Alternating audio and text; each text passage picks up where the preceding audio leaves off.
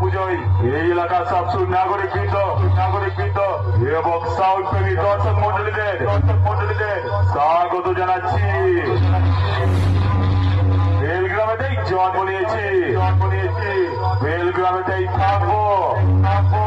এই বেলগ্রাম আমাদের ভালোবাসা।